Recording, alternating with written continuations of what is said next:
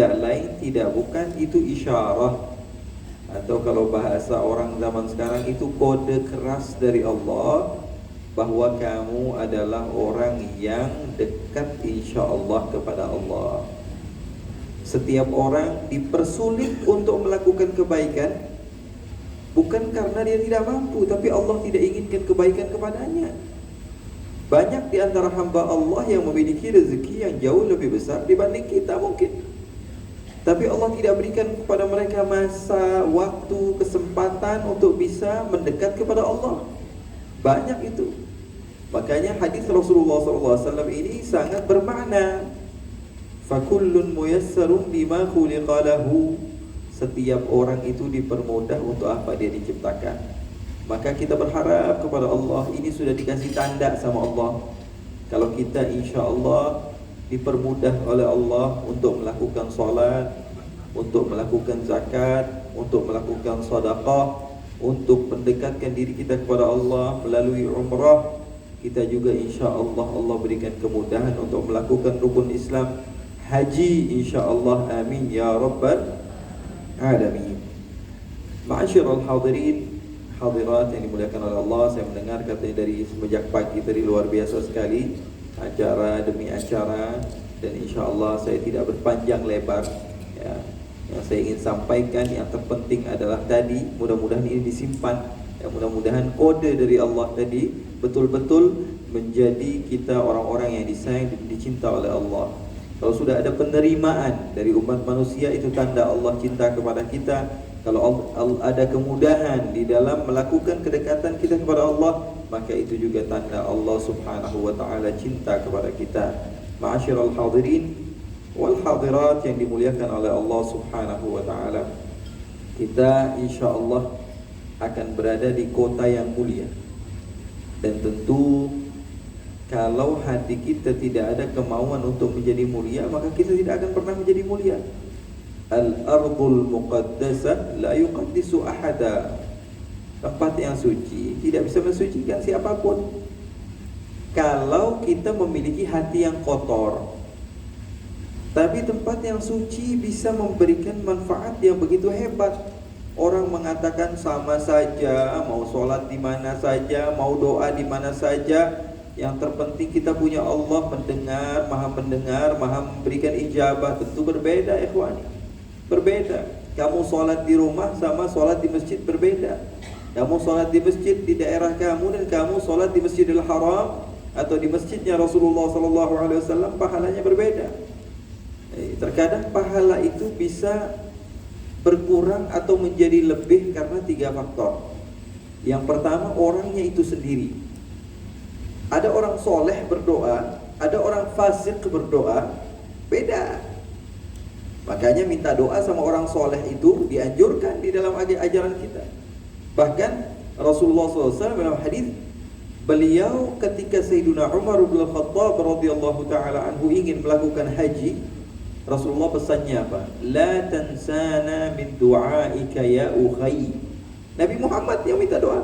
Apakah Nabi Muhammad SAW tidak yakin dengan doanya sendiri? Rasulullah SAW, Allah pasti ijabah. Wa innaka, kata Rasulullah, kata Allah subhanahu wa ta'ala di dalam Al-Quran, wa la sawfa yu'tika rabbuka fatarda. Wa dimulai dengan waw di dalam bahasa Arab itu artinya ta'kid. Lamut taukid. Yu'tika itu di dalam bahasa Arab itu namanya fi'il mudhari' yang yufidul istimrar. Terus menerus apapun yang kamu inginkan pasti aku akan berikan. Yu'tika harful kaf harful khitab juga yufidut ta'kid. Wala sawfa yu'tika rabbuka fatarda. Apapun yang kau minta pasti aku akan berikan, Allah mengatakan kepada Nabi Muhammad. Tapi Nabi Muhammad meminta doa kepada Sayyidina Umar, la tansana min du'aika ya ukhay. Apa maksudnya? Bukan karena Nabi Muhammad tidak yakin dengan doanya sendiri, tapi mengajarkan kepada kita umatnya. Karena Rasulullah SAW adalah uswah. Laqad kana lakum fi Rasulillahi uswatun hasanah. Rasulullah SAW tauladan. Makanya banyak yang dilakukan oleh Nabi Muhammad SAW tidak sepenuhnya ingin dilakukan oleh Nabi, tapi tidak mau dilakukan karena beliau adalah contoh. Makanya Rasulullah SAW minta doa kepada Sayyidina Umar, itu pengajaran kepada kita bahwa kita minta doa sama orang soleh, minta doa sama orang yang dekat kepada Allah, minta doa kepada orang yang baru pulang umrah, itu syariat.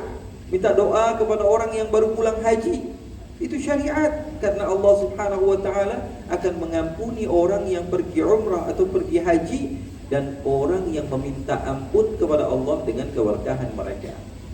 Jadi beda, ibu-ibu, bapak-bapak, orang soleh sama orang fasik kalau berdoa sama atau tidak?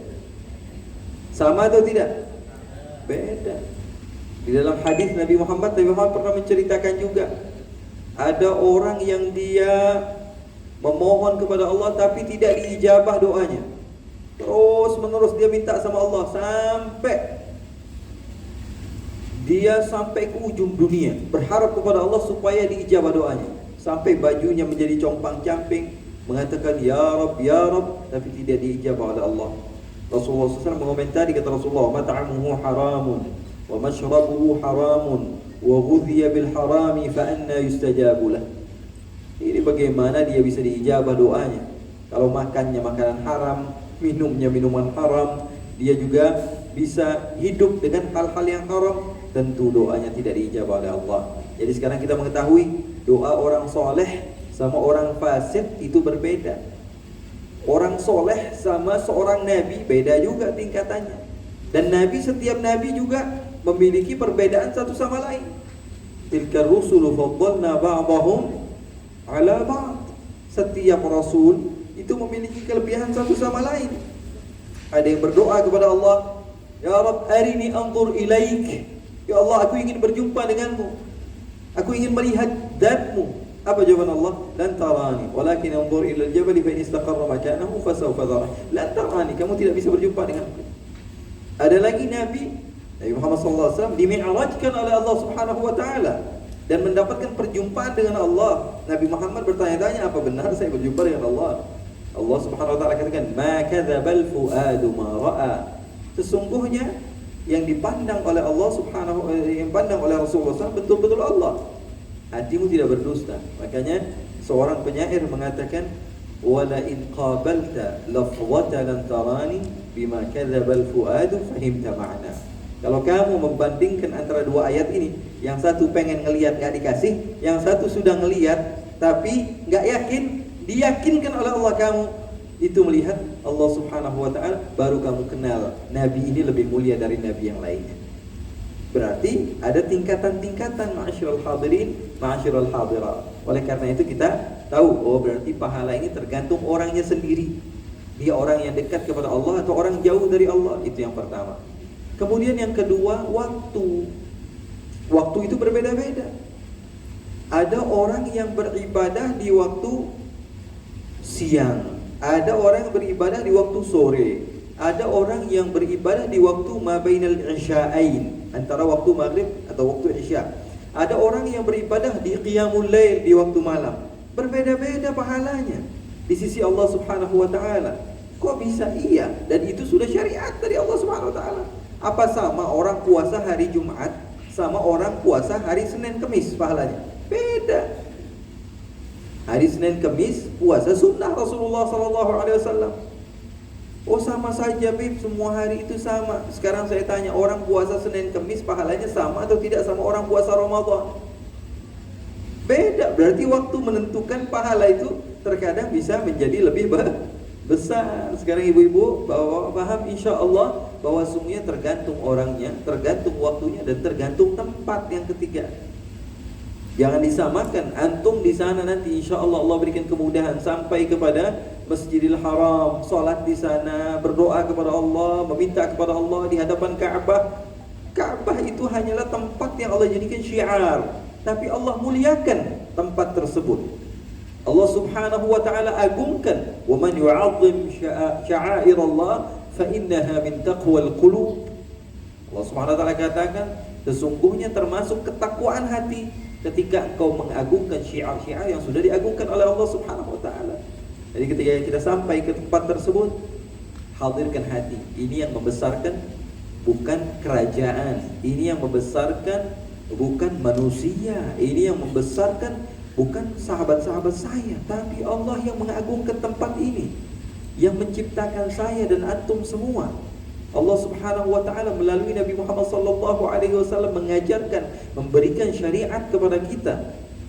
Oleh karena itu kesempatan ini kembali lagi kepada apa yang saya awal sampaikan di poin pertama, bahwa tidak semua dipilih oleh Allah. Maka ketika sudah Allah buktikan kamu termasuk orang pilihan, jangan sia-siakan pilihan Allah.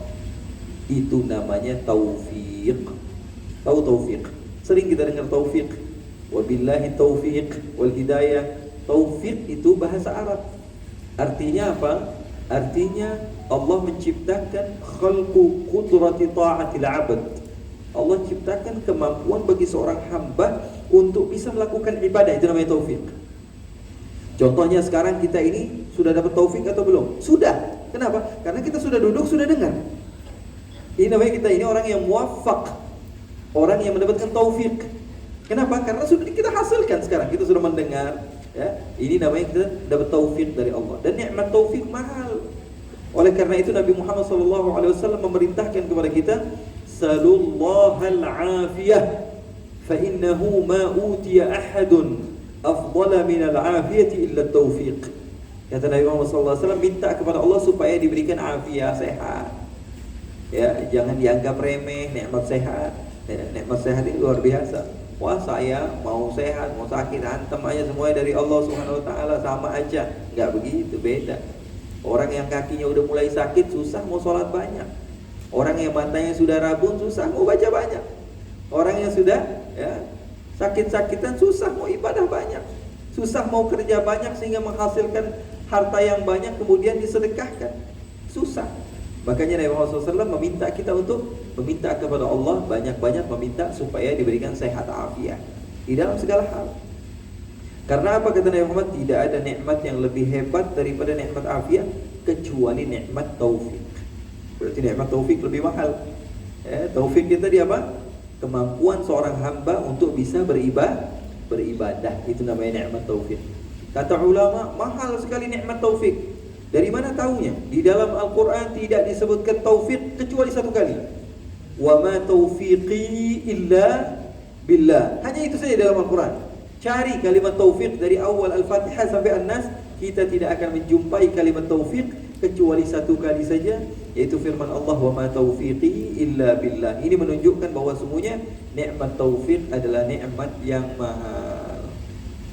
Jadi ketika kita sudah mendapatkan taufik dari Allah Subhanahu wa taala, kita berada di Baitullah, di hadapan Allah Subhanahu wa taala, di tempat yang Allah jadikan syiar bahwa sesungguhnya tempat tersebut adalah tempat yang didatangi oleh para anbiya dan dicintai oleh Nabi Muhammad.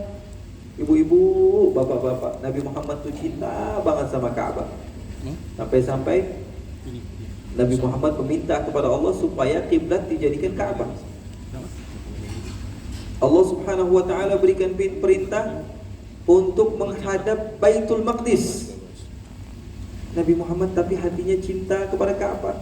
Akhirnya mau tidak mau Nabi Muhammad SAW ketika itu masih berada di kota Makkah. Jadi Nabi Muhammad kalau sholat, perintah Allah tidak bisa ditolak. Baitul Maqdis itu di Palestina. Palestina itu di belakang kota Madinah, ya.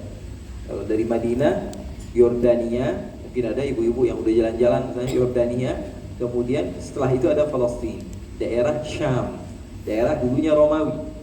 Jadi kalau orang Makkah, misalnya saya contohkan di sini Rasulullah SAW waktu itu tinggal di kota Makkah. Ini Ka'bah, Rasulullah, Ka'bah, Madinah, Palestina. Paham? Rasulullah di sini, kemudian di sini Rasulullah di Makkah, kemudian di sini Madinah, kemudian di sini Palestina. Ketika Rasulullah SAW diperintahkan untuk menghadap ke Baitul Maqdis, Nabi Muhammad menghadap ke Baitul Maqdis, tapi sholatnya di belakang Ka'bah. Jadi ngadap ke Ka'bah, kemudian Baitul Maqdis. Karena hatinya mantap untuk terus senantiasa menghadap kepada Ka'bah. Akhirnya ketika itu Rasulullah SAW diperintahkan untuk hijrah. Hijrah ke kota Madinah, Ka'bah posisinya di belakang, Baitul Maqdis posisinya di depan. Mau tidak mau ketika sholat menghadap Baitul Maqdis membelakangi Ka'bah. Kalau Rasulullah SAW masih tinggal di kota Makkah, Rasulullah SAW bisa sholat di belakang Ka'bah yang menghadap kepada Baitul Maqdis.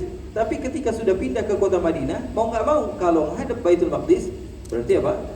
Ka'bah di belakang. Kalau menghadap ke Ka'bah, berarti Baitul Maqdis ke belakang. Akhirnya Rasulullah SAW di dalam hatinya ada keinginan, pengen banget, ya Allah, andai saja kiblat itu menghadap lagi kemana?